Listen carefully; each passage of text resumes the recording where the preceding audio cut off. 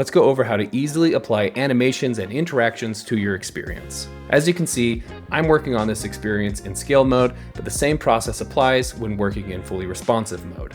Before applying my interactions and animations, let's briefly take a look at my experience and see how I've set it up. Up top, you can see that I have this header section with a background image and a big bold title.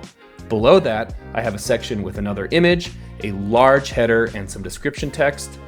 I then have a product screenshot with some more information and a CTA button. Then I have some more information, some quick stats, and then a footer at the bottom to sign up for an email list. Let's start by adding an animation to this big bold title that I have.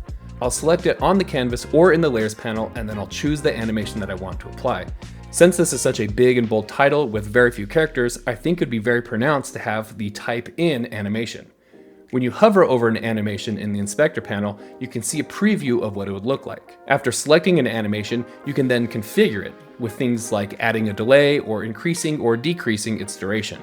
Since I want this to be a little bit dramatic, I'm going to increase the duration from 800 milliseconds to 3000.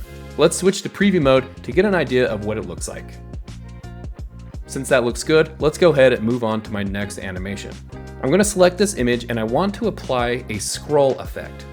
So in the inspector panel, I'll open the scroll effects option and I'll apply a parallax scroll. Similarly, I can adjust the speed at which it will scroll. So by default, this image is going to scroll 150% faster than the rest of the canvas. I'll push apply, then once again, I'll check it out in preview mode. My header looks good, and you can see that the scroll effect is working just as I want it to. All right, moving on, I'm going to scroll down the page and I'm going to add a simple fade in animation to this group of stats. I'll select the fade option, increase its duration, and then add a slight delay of 300 milliseconds. Now let's look at all of our animations working together.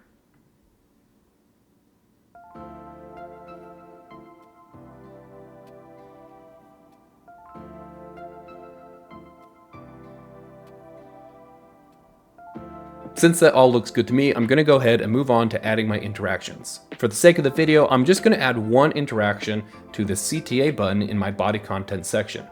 I'll select the button within the group, and I'll move over to the interaction section.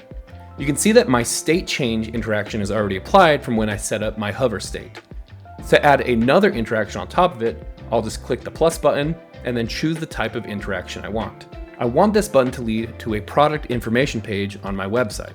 So I'll add the add link interaction, and then I'll paste the link that I want it to go to here, and I'll toggle on open in new tab and push apply.